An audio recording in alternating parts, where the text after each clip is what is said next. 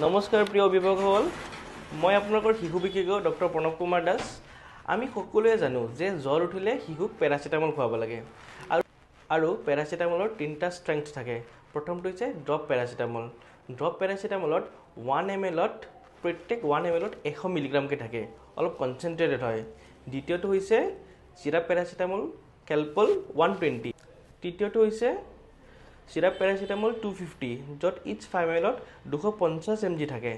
আপোনালোকে যদি drop paracetamol খুৱাব লাগে আৰু তাৰ সলনি যদি চিৰাপ পেৰাচিটামল খুৱাইছে, তেতিয়াহ'লে বাচ্চাৰ জ্বৰটো নকমিব পাৰে, কাৰণ কনচেনট্ৰেশ্যনটো ডিফাৰেণ্ট হৈ যায়। এবাৰ পেৰাচিটামল খোৱালে নেক্সট ড'জ অফ পেৰাচিটামল 6 ঘণ্টা পিছতহে খুৱাব লাগিব। আৰু 6 ঘণ্টাৰ আগত যদি খুৱাইছে, তেতিয়াহ'লে বাচ্চাৰ লিভাৰ ইঞ্জুৰি হোৱাৰ চান্স থাকে। এতিয়া কথা হৈছে যে পেৰাচিটামল দিয়াৰ পিছত যদি জ্বৰ কমা নাই, তেতিয়াহ'লে আপোনালোকে কি কৰিব?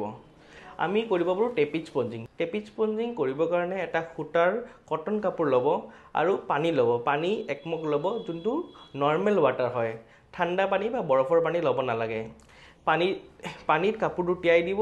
তিয়াই তাৰপিছত কাপোৰটো চেপি পানীখিনি ওলাই দিব। ওলাই দিয়াৰ পিছত সেই কাপোৰেৰে গোটেই গাটো শিশুটিৰ মুচি দিব। আৰু মনত ৰাখিব, কিছুমান চাইটছ য'ত স্কিন ফল্ডছ বেছি থাকে, যেনেকৈ হাতৰ তলত আৰ্মপিটছবোৰ, তাৰপিছত ডিঙিৰ ভাঁজবোৰ, ইয়াতে স্কিন ফল্ডছ বেছি থাকে, সেইকাৰণে এইবোৰ ভালদৰে মুচিব লাগিব।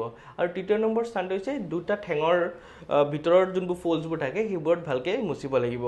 আৰু এটা কথা যে যদি বাচ্চাক কাপোৰ বেছিকৈ পিন্ধাইছে বা বেছিকৈ উৰাইছে, তেতিয়াহ'লে অলপ কমকৈ দিব, যাতে বতাহটো পায়।